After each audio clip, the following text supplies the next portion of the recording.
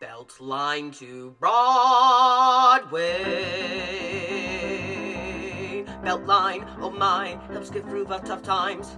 Broadway, hooray. Let's all tune in to Beltline to Broadway. What do you say?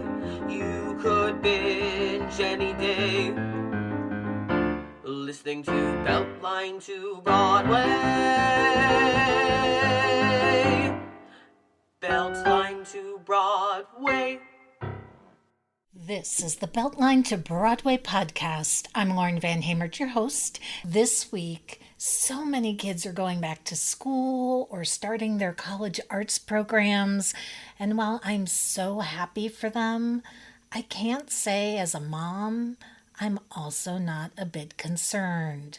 In fact, according to the National Eating Disorders Association, 35% of normal dieters progress to pathological dieting, and college students are at an increased risk of developing an eating disorder that could have long-term adverse health effects. Libby Parker, who calls herself the Broadway Dietitian, says parents and students can fight disordered eating by arming themselves with information, setting realistic goals and expectations, and finding support groups. I caught up with Parker at BroadwayCon. Here's our conversation. So I want to talk about what you're doing here first at BroadwayCon. Absolutely. So I came to BroadwayCon this year. I mean, obviously it's BroadwayCon, so who doesn't want to come? But I was speaking, and so I had a seminar yesterday, and it was titled Body Positive Nutrition for Performers Both On and Off Stage. And it was really well received. We're talking about different issues that theater people face, theater athletes as I like to call them. So not just the people who are literally performing on stage, but all the people backstage as well and involved. So whether it's tech or stage managers or whoever, everything's physical. It's, people in the theater, world theater athletes move their bodies and do things that normal people don't.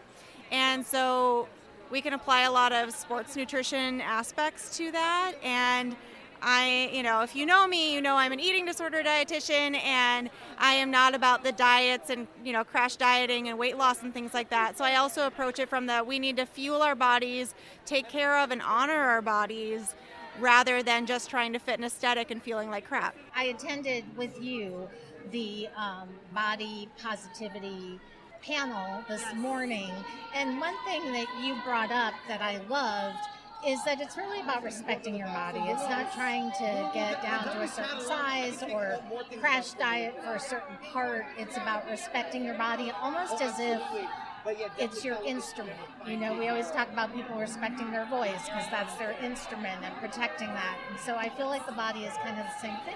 Exactly. I mean, it is your instrument. We only get one body. No matter who you are, you get one shot at this, right? Yes, there are alterations and things you can do. There's surgery, but literally, you got to keep this instrument, this vessel alive. And it not only physically, but mentally.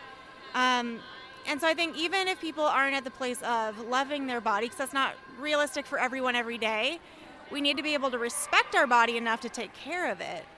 Because again, we only get this one body, and regardless of what you feel about your body and your body image and all of that, it does things for you. If nothing else, it is keeping your heart beating so that you're alive right now, but it does so many things for us.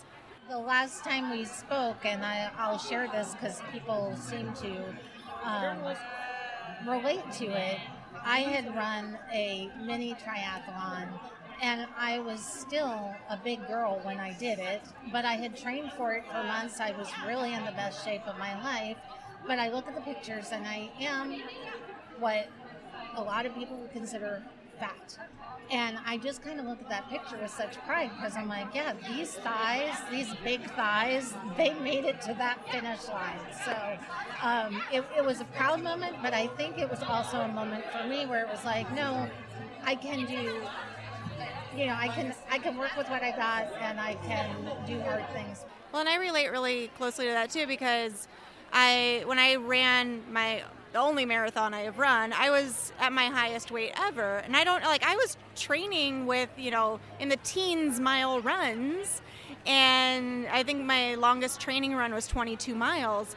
And, I went into that race at my highest weight, and I would not be able to run a marathon today. Like, I'm not trained for it. Like, that's where my body wanted to be right then, and it carried me across that finish line. I'm not winning any prizes at running, and I didn't go into it for that.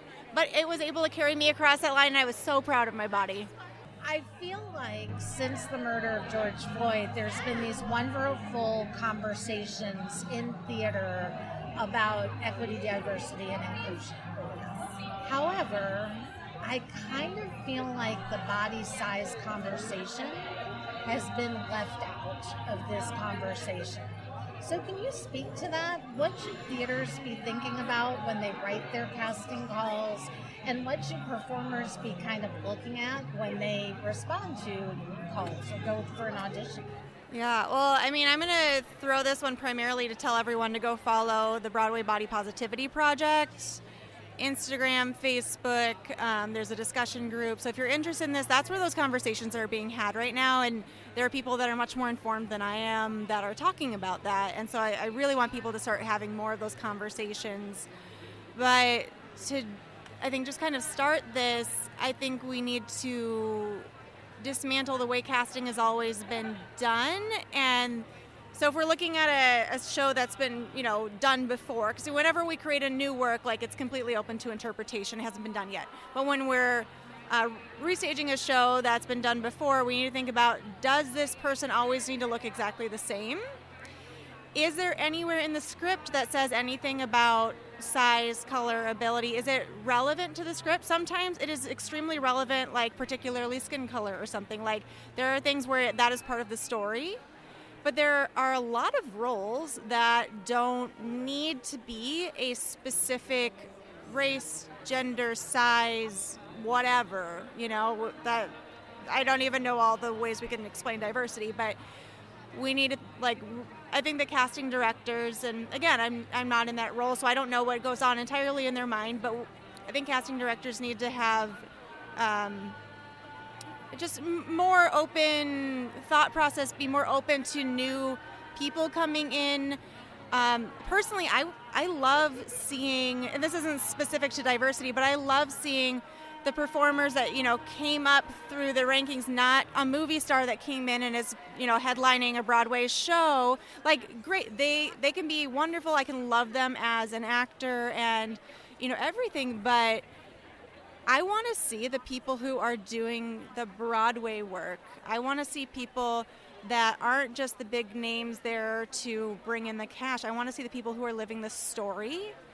And that could be anyone. It's not specific to size or anything. Absolutely. Absolutely. And I think we are seeing some body diversity on stage right now. I know there was a beautiful Beauty and the Beast production where they challenge the norms, and it was gorgeous. So hopefully we'll see more of that, and it won't be part of the hairspray trope or the self-loathing trope. It'll be more of an empowerment thing, or just not a thing at all. It'll just be what it is. We talked about, when you were on the podcast before, a lot of body conscious issues start when you're a kid, but for people going into performance arena, they get amplified when you're in that college program, that college prep program. I'm hearing from so many young people that either were discouraged to audition, or they were told they would be typecast, or they were told they have to lose a few pounds. So how can the colleges do better? And how can students going into those programs make more informed choices? Well, I'm going to start with a plug for myself, because I'm actually working on licensing a health curriculum for BFA programs that is going to come from a weight-neutral perspective and really educate performers and just theater people, anyone in the BFA theater, musical theater world, how to take care of your body for being a performer and stage theater athlete. So that's coming, and I might be having my first pilot program at a school in New York in spring 2023, so fingers crossed that happens. And I'm also writing the textbook to go along with that. That'll be widely available for anyone to purchase, so please follow along. The working title right now is That Healthy Stage Life, so check that out. If someone doesn't fit the stereotypical type, ask, like, how are they going to be treated in the program? Are they realistically going to get cast in the school shows? Are they going to be given recommendations going out of school if they don't conform to the norm by the end? And I'm thinking particularly in like body size. I know some schools, I hope they're about done with it, but schools are doing weigh-ins, and there was weight requirements that they would have to meet even by graduation. I know there's a lawsuit starting to happen with one of the schools now because of all this and because of the eating disorders they've caused. So I think asking those questions up front, like, is my child or am I going to be supported in this program, accepted, given opportunity?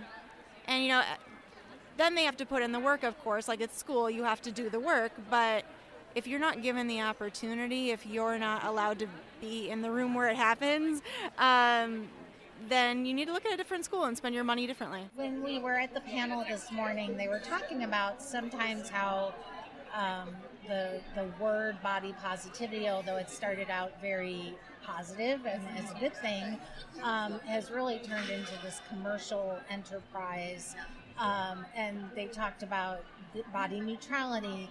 You used the word weight neutrality or weight neutral. Is that better? So I don't, know the particular intricacies of the differences of, weight neutral or body neutral. For me, I just use whatever flows off the tongue easier, depending on what else is in the sentence around it.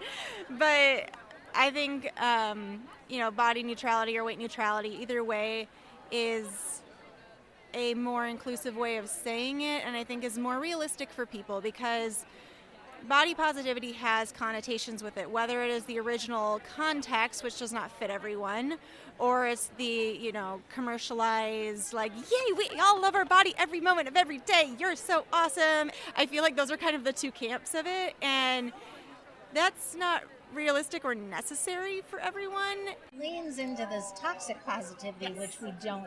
Exactly. So the neutrality, I love the way they explained it today. It wasn't always being happy with yourself. It wasn't always being down on yourself. It was just being okay with the body you were given and working with what you got. And I love that description of it. So I think that's, this neutrality is a good term. It's inclusive. And I think for a lot of people it's very realistic too, and it's what I work with a lot of my clients on, is you can go from a place of self-loathing and hating your body and yourself and all that stuff, and you cannot see self-love at the other end of that tunnel. It is so far through the woods that it's not even on the map. But neutrality is something you could strive for, because it doesn't mean that you have to love yourself. To me, body neutrality is about respecting your body. It doesn't mean that everything is hunky-dory and that every day is amazing and you love yourself and you want to flaunt it. It could be, I honor that my body carried me through this day, and I'm going to honor it by taking care of it. So I'm going to, get health care. I'm going to feed it well. I'm going to attend to my mental health needs. I am going to buy clothes that fit it and not try to squeeze myself into something uncomfortable. It's really about, what do you need in that present moment that's going to just make you feel good and healthy. So what is next for the Broadway Dietitian? You mentioned you're licensing this wonderful program to colleges. So I'm writing that health book. I've also got 2 other books kind of on the back burner, but this is the top priority one, so we'll see if I ever get to those. Doing the class. I just published another book, so I technically have 4 books with my name on them right now, 2 solos and 2 collaborative works. So my first one, my baby, is Permission to Eat, and that is a book for eating disorder recovery. And then my most recent book is a workbook to accompany that. And so that's going to be, far more interactive. I'm just waiting for it to get approved for print copies. It's available on Kindle right now, so go check it out on Amazon, 99 cents at the moment. But it's going to be really great because it's not only journal prompts, but it's activities to do as well. And there's some places to like draw pictures of certain things. And so I tried to make an interactive workbook. What else do I have going on? I just opened up some online consulting coaching services to take me a little bit further because, if people don't know, as a dietitian, I'm a medical professional and I'm licensed state to state, so I can't work with people everywhere in the world. So this gives a little more access, although I can't do the exact same things. So that's now available. So where can people find you? Yeah, so they can find me on Instagram at the Broadway Dietitian, and my 2 websites are thebroadwaydietician.com and notyouraveragenutritionist.com. Libby Parker is hosting a virtual performer support and coaching group starting September 19th and running for 6 weeks. I'll put a link in the episode notes if you want more information, along with information about her books. If you like what you've heard today, please consider subscribing to this podcast. Follow us on social media, on Facebook or Instagram at Beltline to Broadway, or Twitter at Beltline to Bway, or visit us online at www.beltlinetobroadway.org. Until next time, I'll see you at the theater. Beltline to Broadway.